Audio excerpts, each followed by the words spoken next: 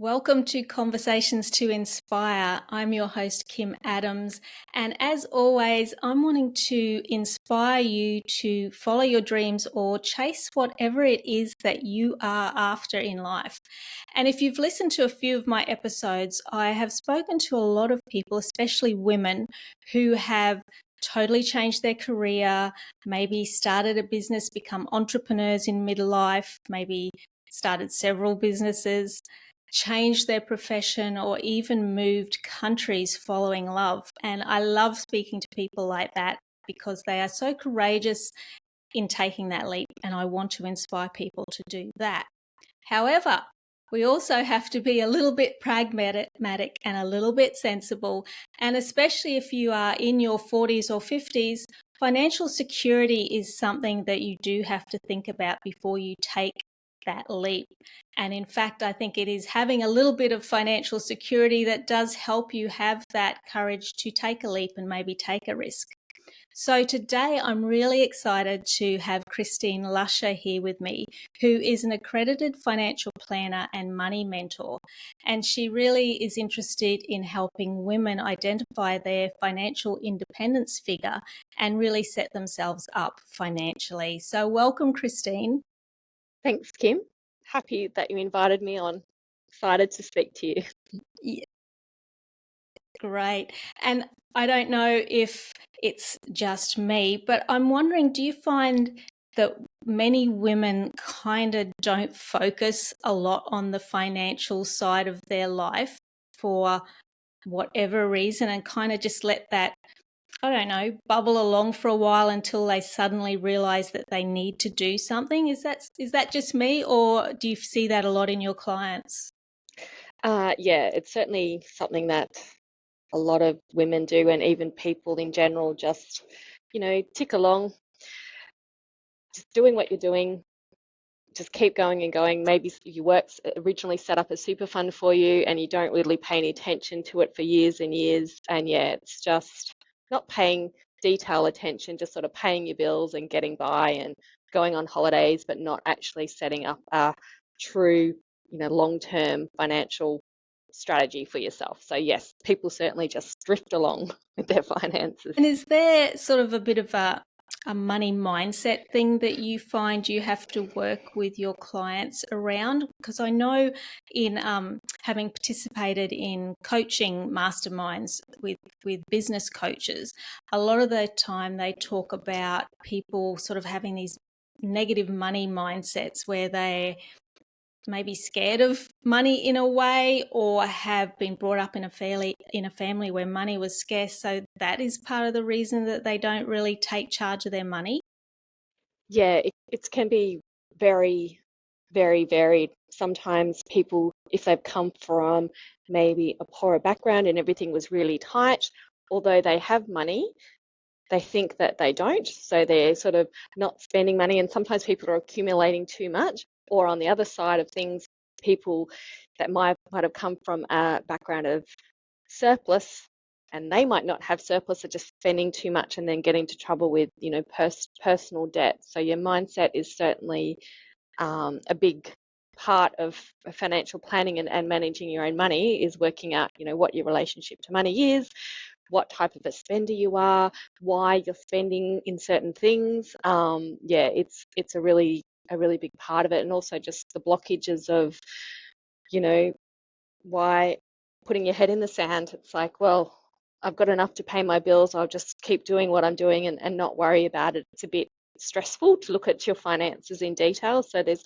lots of different blocks that everyone has with money. So I find it a really interesting area. Yeah, for some people it's, that whole money is a dirty word sort of situation, and put your head in, and I think I'm one of those that puts my head in the sand because I don't want to deal with it. But when you do, it's never as bad as what you think with most things in life.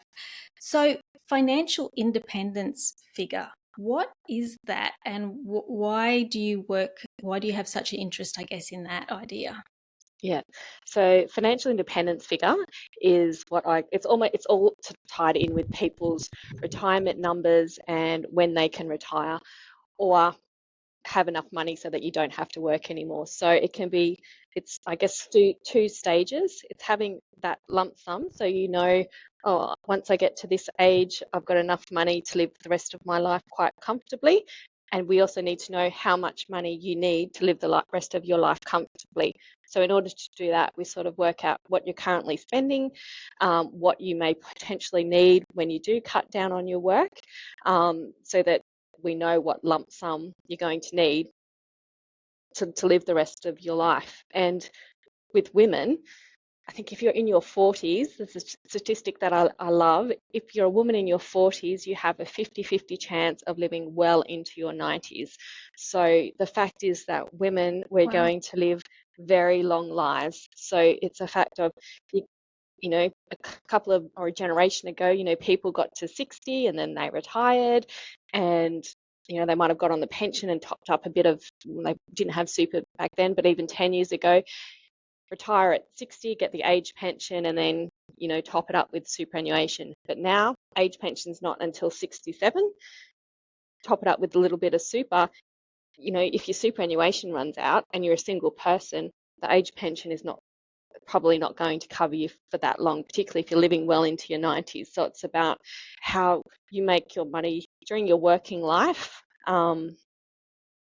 last throughout that long stay, getting the balance right as well between, and as a financial planner, we don't want to see people sacrificing their life right now, because we all know that we may never, there's an odd chance that you might not make it to retirement. So you want to live for today as well as having that backup plan. It's getting the balance right between today and tomorrow.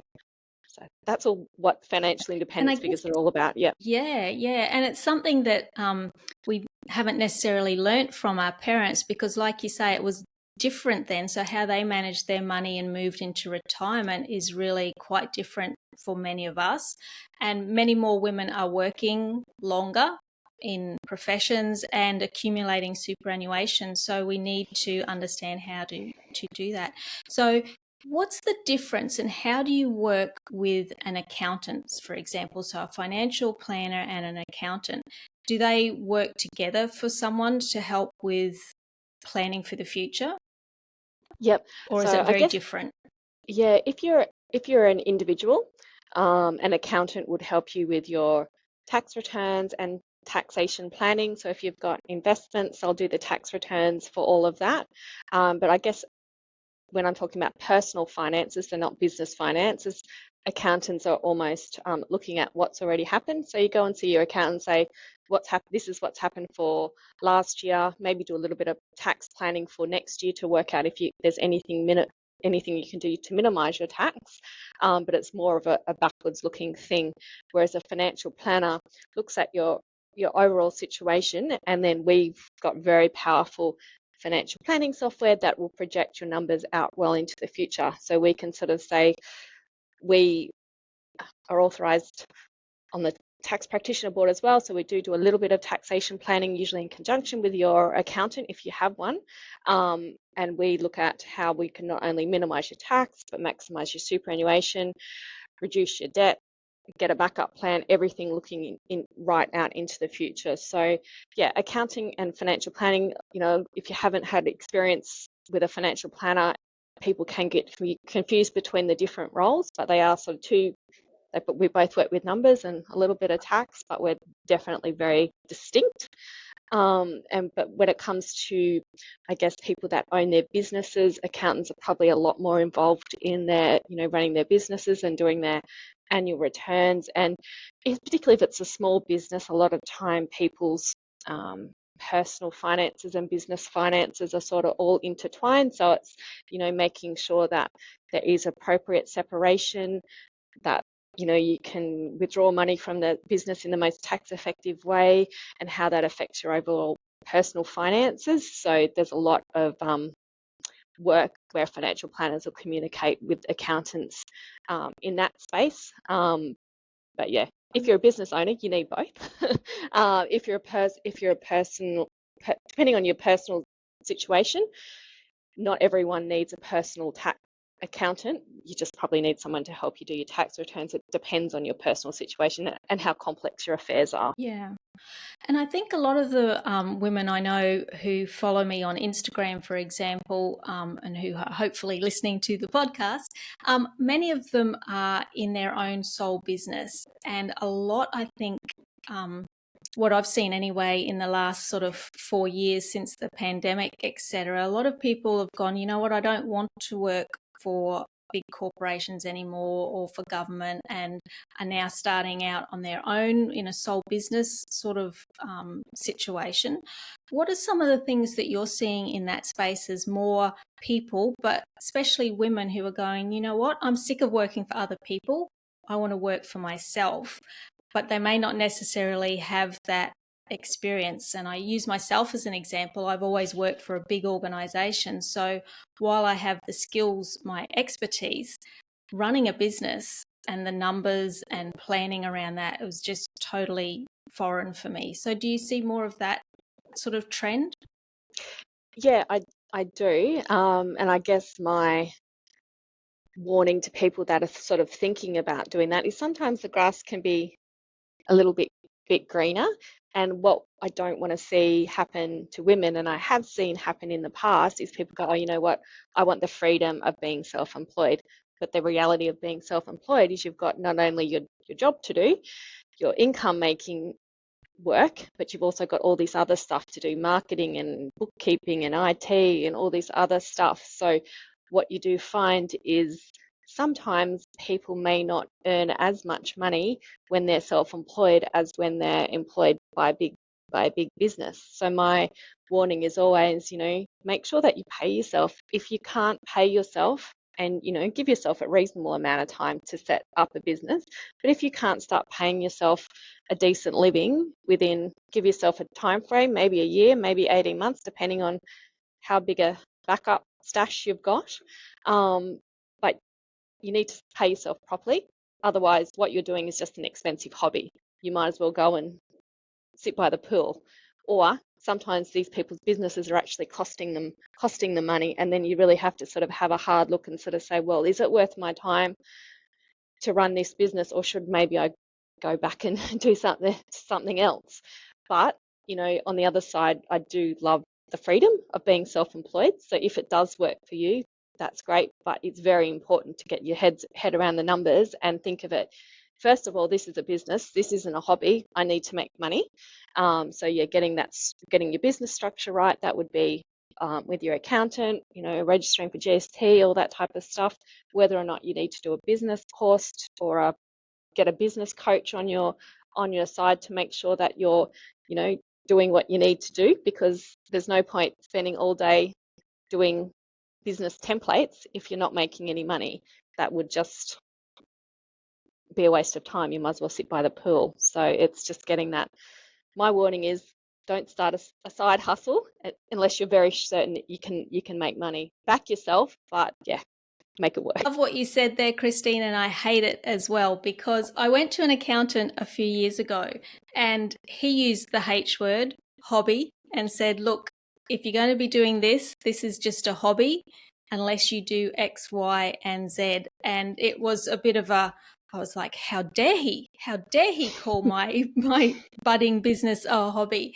But I think it is a reality that so many people really have to confront, is that it's not all sitting around a pool with a laptop with the money rolling in, and that you do have to look at how you are actually making money. And it's easy, I think, with social media to think that everyone who is running their own business is just doing tremendously well, because that's what you see. You see the positive side, you don't necessarily see what's really happening financially. So that's probably really good advice.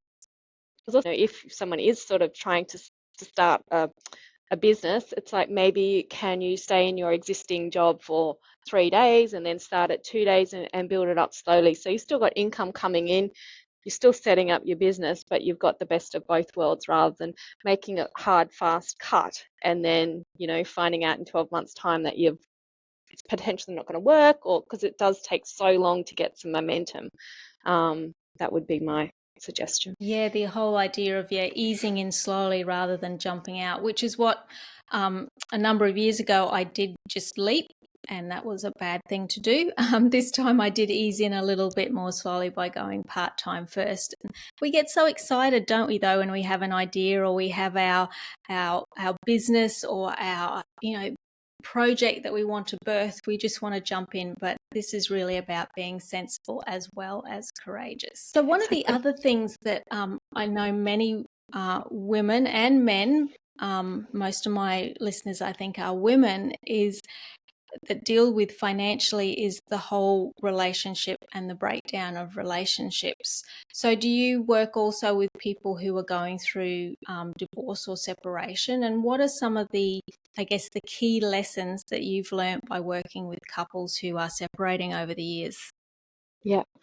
I mean, first of all, we'd sort of say that a lot of the time I have women that call me or make an appointment before they've actually made the decision to separate, which is interesting. So they might sort of come and see me and sort of say, look, what would be my outcome or my future if I separated? What's my future going to look like? What's my finances going to look like? Obviously, I'm not a lawyer, so I don't give them legal advice, but we sort of have a look at their joint asset pools, make some potential assumptions around what the split may look like within certain parameters, and we can project out their assets and their income and have a look at this is how your finances are going to look. You probably can't afford to keep your home, or maybe you can, depending on that circumstances.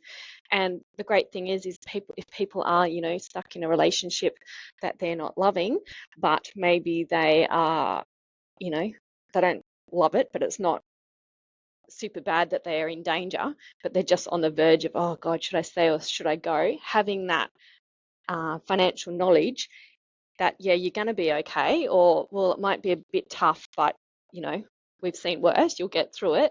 Or sometimes things are just going to be really terrible, but, that's the facts. Yeah. Just having that information really helps people, gives them the confidence to make that tough decision. It's like, yeah, well, I will be okay. It's going to be a tough 12 months or 2 years, but then I should be all right. Helps them make that decision in relation to if I should stay or should I go.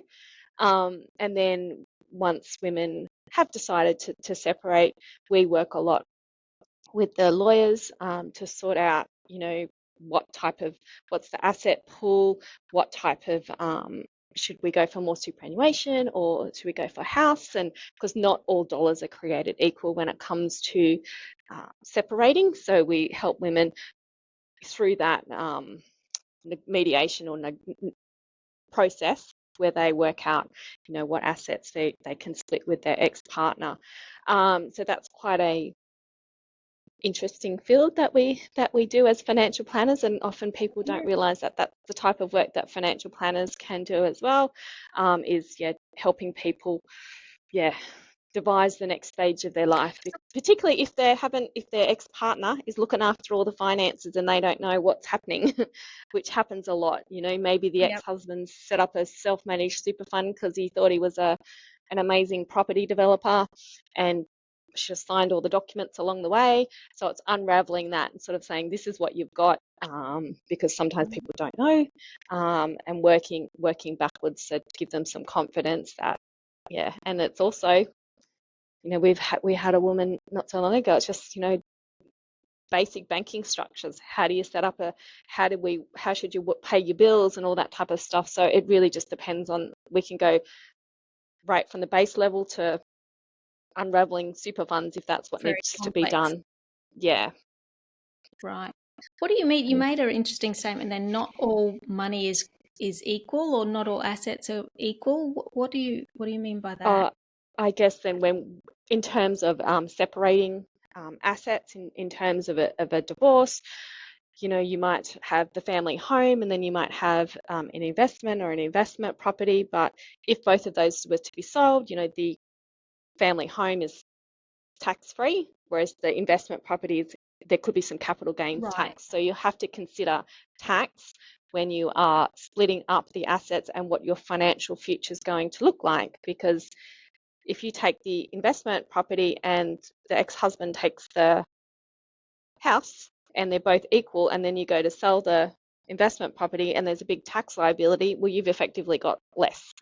So it's working out those type of things as a part of the settlement process. So how can someone best, I guess, we don't want to prepare for divorce, but again, we're on a pragmatic arm of discussion today. Be very, I guess, careful in how we go into relationships and the whole money situation around relationships. Is there things that we can do ahead of time that makes it a little less stressful? Look, we've had some young couples of recent years that come in, right at the start of their relationship. Maybe they've sort of been together for a few years and they start to realize that they've got different spending habits and money starting to be a conflict for them. So they actually come in, earlier on in their relationships, like pre-kids, pre-house, pre-everything. And we can sort of guide them as to having an open conversation about money. So, how they would like to manage their money as a couple. You don't want to be in the situation where, one person seems to be spending all the money and the other person's getting resentful, because, money is obviously a big cause of relationship conflict. So it's just about getting a structure and having an open conversation with them, sometimes having a professional just to help them, because everyone goes, has these conflicts with money, can be a great starting point. But if you're down the track and you haven't had this conversation and 5-10 years into a marriage, it can be a lot more difficult to unravel. But I think always, if you go see a decent financial planner, they will help you out with looking at your personal situations, having each person's individual goals and then joint goals, and then how you can best manage your finances as a couple, equitably, because there's just so much to it. We've seen people, financial abuse is big, particularly, against women. If they stop working and they're on a career break, they're stay-at-home mums, they may not be earning the money. They can feel quite guilty spending what their husband might deem to be his money. So there's a lot there's so much in terms of money and relationships, and getting it out on the table earlier is great. But if not, I just encourage people to go see a financial planner so you can have that chat about money. And if there it does seem to be a bit of financial abuse or control, then maybe go back to the other conversation we were having about kicking him to the curb. And maybe. And that is something. I previously worked in the domestic violence field for quite a while, and the money abuse, financial abuse, is definitely something that is huge, often tied in with other types of abuse as well. But the financial abuse can kind of go under the radar. If there's other stuff happening, people don't see that as much as a problem until it is. And then a lot of women are left in a really bad financial situation whilst they're trying to recover their lives after ending the relationship. So very important. And financial abuse can happen across all different, socioeconomics areas. I've met really smart, highly educated women in finance who've been financially abused, and then it can go, right down to everybody. So it's not as if it's you can't see somebody and think, oh, they're having a tough time, because they might look great on the outside and present well, but it's just that it doesn't even matter your education level. It's a form of abuse, and it can happen to anyone. So domestic violence and the coercion and control that happens is insidious. It can be very clever, very non-visual to other people, and it is very insidious. And it doesn't matter how educated you are when you get caught in that trap of coercion and control. So really important topic, and a very difficult and challenging one. So getting proactive sounds to be the main thing that we can do, is having those discussions ahead of time rather than waiting until things start to go a little pear-shaped. What are some of the other, I guess, areas of life and financial life that you help people with? What are the sort of common things that you find have coming into your office every week? Yeah, we've got I guess a few different. One is I guess people that are, over 50s or 55 plus, looking at what their next stage of their life's going to be. They might not want to work full time anymore. So it's about, slowly, can I reduce my work days from 5 to 4 to 3? So we sort of help them with that, with that retirement planning piece. So we do a lot of that. And then maybe with younger people, we help them with um, more of a long-term financial strategy. So a lot of time people think, oh, I've got this mortgage. I just want to pay down the mortgage until I see a financial planner. But if you actually sort of look, paying down your mortgage, putting a little bit extra money into super, they're all great things. But is there anything else you can do outside of that? So you're certainly consulting a financial advisor and having addressed what your debts levels are, what your income is, looking at your superannuation, looking at it all, rather than just having the sole goal of just paying down my mortgage and then I'll see a financial planner, because that's what a lot of people do, and they do miss out on, everyone's biggest resource is time. So the earlier you start to do a few other things, the bigger difference it can make in your retirement or your latter stage of life. So yeah, young people, we see them, help them set up. Middle-aged people, we help them, with a longer-term strategy, and people pre-retirement. Yeah, we do that as well. So really, anyone can Yep. benefit from a financial advisor. But yeah, certainly, yeah, anyone. I think for most people in your 20s, you're not thinking about it. But like you say, that's the best time, I guess, to really start. And also the whole idea of paying off your mortgage, I think that's what's been drilled into a lot of us, is that if you have extra money, your biggest debt is your mortgage, without really understanding that there might be some nuances or other ways that you can actually be building wealth other than simply paying your mortgage down as quickly as possible. So Yeah. great advice there. So where can people find out more about you and the services that you provide, Christine? Yep. Our website is www.lushwealth.au, so no com. And then we're also on LinkedIn or Instagram, lush_wealth, and Facebook. And we're also on TikTok, but my sons are embarrassed about my TikTok account, so maybe don't go on that one. Yeah, probably LinkedIn, we're big on. Instagram, and just the website. Right. Well, I will make sure I put those links in the show notes. And I just love the business name Lush Wealth. I want Lush Wealth for myself. I know I want that. But Yeah. so thank you, Christine. And I think we've covered a few really important things that people can think about. And for me, the biggest message is being proactive. Don't put your head in the sand. So many different things to be thought about that if you're not in the business of finance, you don't even know that there are options available for you. So thank you so much for joining me today. No worries. Thanks, Kim.